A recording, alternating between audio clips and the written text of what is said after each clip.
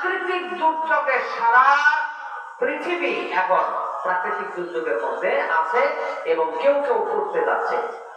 আপনারা তো দেখছেন সামাজিক মাধ্যমে দুবাইয়ের মতো, সৌদির মতো জায়গা, সৌদি এবং তার আগে হল দুবাই, এত বৃষ্টি, পাহাড়ি ফলে বিশাল বিশাল ক্লিন, নিট এন্ড ক্লিন, পরিচ্ছন্ন রাস্তা খোলা পানি দিয়ে সেগুলো ভরপুর হইয়া কত ব্যারিকেড, কত সেতু ভেঙে, পিলার ফুলার ভেঙে, পাহাড়ের কিছু অবস্থান বিল্ডিং সেগুলো ভেঙে চুরচুরা হয়ে হাজার হাজার প্রাইভেট গাড়ি ভেসে ভেসে ভেসে ভেসে দুবাইয়ের মানুষ সেটা দেখেছে।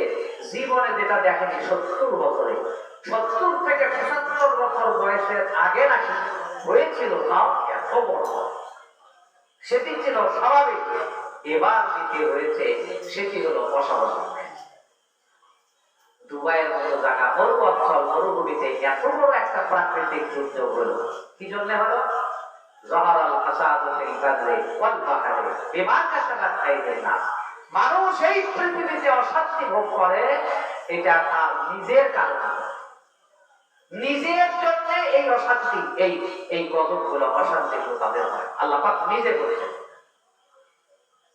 দুবাইয়ের লোকেরা চরম বিলাসী, মুসলিম তারা, মুসলমান তারা, কিন্তু কোটি কোটি টাকার মালিক, দেশে এবং বিদেশে তাদের টাকা, আর স্বর্ণ নির্মিত তাদের গাড়ি, স্বর্ণ নির্মিত তাদের বাড়ি, স্বর্ণ খচিত তাদের পোশাক, স্বর্ণ খচিত তাদের থালাবাটি, স্বর্ণ খচিত তাদের আসবাবপত্র, স্বর্ণ খচিত তাদের ঘরের দরজা জানালা। এত সুখ, এত স্বাচ্ছন্দ্য নিয়ে সেখানে তারা থাকে। সমুদ্রের মধ্যে বাড়ি বানায়, সমুদ্রের মধ্যে হোটেল বানায়, মোটেল বানায়। রাজা ছেলেরা চরম বিলাসী তার জীবন তারা যাপন করে। মুসলিম হলেও এত বিলাসী হওয়ার পরে তাদের ভিতরকার ওই বিশ্বাসটা থাকেই না যে আমাদের এত বড় একটা শুষ্ক এলাকা কোনো না কোনো দিন এরকম হবে। এ বিশ্বাস তাদের মধ্যে ছিল না। আল্লাহ পাক সেটা দেখায় দিলেন, জলবায়ুর পরিবর্তন করে দিয়ে দেখালেন স্বর্ণের গাড়ি, স্বর্ণের গাড়ি কিনা। আমি যদি এই বস্তাটা ধরে রাখি 15 দিন বা 1 মাস, তোমাদের অস্তিত্ববিহীন হবে, কোটি কোটি টাকা নিঃশেষ হয়ে যাবে, বাড়ি গাড়ি ভেঙে চুরমার হয়ে যাবে, কি লাভ হবে তোমাদের? মাত্র দেখিয়েছেন কয়েকদিন, এখনো ফিরে আসো, এখনো ফিরে আসো। বিলাসিতা তোমাদের বেশি হয়ে গেছে, পাপের মধ্যে তোমরা ভরপুর হয়ে গেছো। জাতিতে তোমরা মুসলিম, কিন্তু পাপ সংকীর্ণতায় ছড়িয়ে গেছে তোমাদের দেশ। অথচ সেই দেশে এসে অসংখ্য নবী, অসংখ্য রাসূল। এই কারণেও এই শাস্তি হচ্ছে। আরেকটা হলো কৃত্রিম ভাবে বৃষ্টি আনা।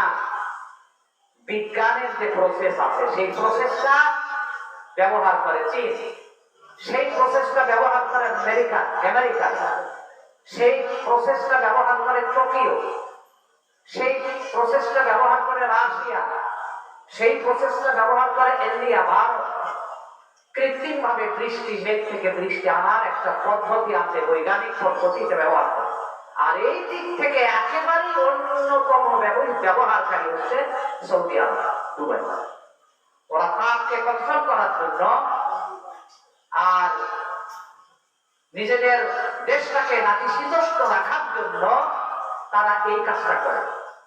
তারা করে কি, লবণ জাতীয় উপাদান, পদার্থ মেঘের উপরে ড্রোন দিয়া, বিমান দিয়া ওই মেঘের উপরে ওগুলো ছাড়া, আর ওই মেঘগুলো ঘনীভূত হয়, বাষ্পীভূত হয়, পানি ছেড়ে দেয়। কিছু কিছু বিজ্ঞানীরা ধারণা করছেন যে কিছুদিন আগে দুবাইয়ের ওই বড় বৃষ্টির আগে ওরা ড্রোন দিয়া কয়েকদিন মহাকাশে, মানে ওই আপনার উপর দিকে মেঘের উপরেতে তারা লবণ জাতীয় উপাদান, পদার্থ এবং ডাইরেক্ট লবণ সেখানে তারা স্প্রে করেছিল। এখন স্প্রে তো করলা, কিন্তু আমাদের আল্লাহ পাক তো পানির পরিমাণ তার কাছে, সেই পরিমাণ তো তোমার কাছে নাই। তুমি স্প্রে করছো পানি দেওয়ার জন্য, আল্লাহ দেশে পানি একেবারে গলা বলতেছে, কারণ পরিমাণটা কার কাছে? কথা বলেন না কেন? পরিমাণটা কার কাছে? পরিমাণটা কার কাছে? আল্লাহুল্লাযী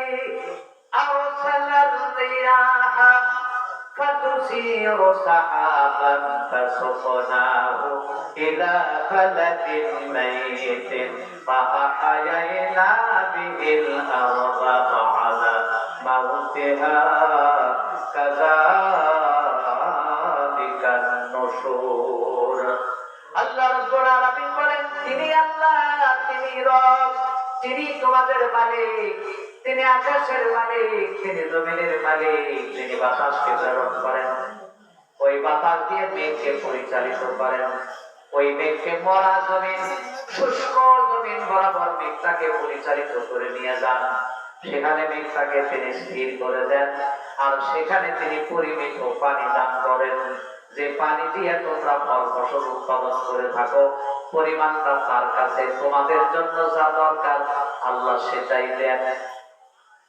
আল্লাহ রাব্বুল আলামিন বলছেন أنزل من السماء ماء فأخرج به من الثمرات رزقا لكم فلا تجعلوا لله أندادا وأنتم تعلمون তিনি রব, যিনি আসমান থেকে নাজিল করেন পানি, ওই পানি তোমাদের মরা জমিনকে সবুজ শ্যামলিমায় ভরপুর করে দেন, ওখান থেকে ঘাস হয়, সেই ঘাস আবার তোমরা গরু বাছুরকে খাওয়াও, ওখানে তোমরা ফল ফসল উৎপন্ন করে থাকো।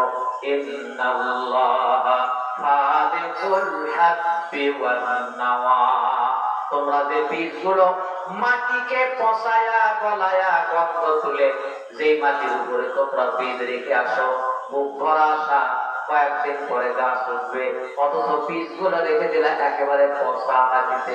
ধানের বীজ আমরা ধানকেও পচাই, ধানকে দুই পানির মধ্যে রেখে, সেই পানির মধ্যে রাখার পরে 24 ঘন্টা পরে পানি থেকে আবার উঠাই, উঠানোর পরে ওর উপরে খড় দিয়ে গরম করে, বস্তাটাকে গরম করি, তখন ধানগুলো সাদা সাদা ওই কুনয় বা ট্যাক হয়।